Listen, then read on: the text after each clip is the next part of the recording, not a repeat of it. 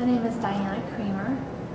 And tell us a little bit about how you got hurt and what put you in a wheelchair.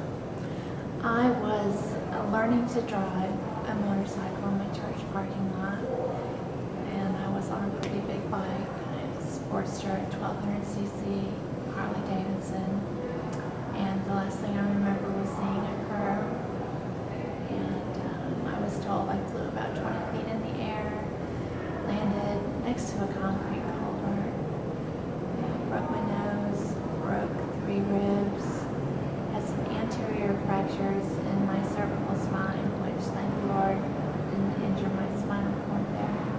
But my spinal cord was crushed at thoracic 6, so just mid-rib cage is where my paralysis starts. Okay. So you're paralyzed from the waist down? It's actually above the waist. Okay. Above the waist. I don't have really good abdominal muscles. How long were you in the hospital? I was in the hospital and rehab hospital for 3.5 months. Okay. How long have you been in a skilled nursing facility? Too long. I just haven't think. Let's see, it's been since November, so that's 5 months, 6 months. So what's your goal? What have been your roadblocks keeping you in a skilled nursing facility? Well, the roadblocks keeping me in the skilled nursing facility are the ability to get low-income housing. Right now, I'm living on SSI income, or will be living on SSI income back in the community. And how much is that a month? $674. I did not qualify for Social Security disability because I spent 7.5 wonderful years as a full-time mom. So I wasn't able to access the money that I earned. So my payments are supplemental instead of on disability. Okay. What do you see the proposed cuts for Medicaid, if those would have gone through? How would that have affected you? The proposed cuts that thankfully did not go through would have been devastating, not only to me, but so many other people in the nursing home. I don't know where I would have gone. The waiting lists are so long to get into housing. I don't have family that can help me. I don't have friends that are in a position to help me. It would have been just purely devastating to me. I'd be virtually homeless.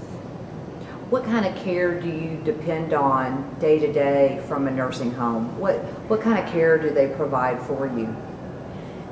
Well, the kind of care that I'm receiving, in addition to the room and board, staying there, being having a place to live, and we're going to do it. That's right. That's fine. The type of care that I'm receiving in the skilled nursing home is mostly pain management, wound care treatment. I do suffer with acute pain. And what's amazing is with Medicaid, being in the nursing home, they're not allowed to provide certain services that would directly impact my pain on a physical level. Medicaid will pay for medication, but not for certain types of therapeutic remediation. So I'm on pretty heavy doses of medication. So in a nursing home, do you see some of the struggles that they have trying to just find Medicaid providers, people, physicians, specialized services that accept Medicaid? Has that been a problem for you, finding physicians or hospitals that will take Medicaid? Yes, being in the nursing home, it's extremely difficult to find providers. They've been trying to coordinate a colonoscopy for me for months, I've just had to go to a hospital for specific wound care. There's waiting lists to get with pain management doctors, urologists, all kind of doctors that I really need, but the doctors can't be paid through the system the way that it's set up with the nursing home Medicaid. So the cuts would have been devastating, but you know, any further cuts at all would still just proliferate the waiting time, the wait list to get in to see anyone that accept Medicaid would just be. What is your understanding of the community-based alternative program for low-income housing? Has that been an easy process for you to go through? And tell us a little bit about the steps that you've taken with any specialized services that have come in. I have been fortunate to be approved already for the community-based alternative.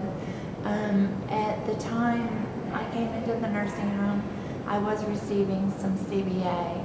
However, I was not receiving any benefits toward housing. Getting on the waiting list were impossible. It is actually easier to get on a list and be further up on a list coming from the nursing home. It is actually less expensive for Medicaid and for the state to have you in the community receiving those benefits rather than being in the nursing home. And so you're able to be more productive. You do have access to doctors that you would not have access to otherwise. You're able to have home health where the wound care that is being provided to me right now, a home health nurse could come and provide that for me.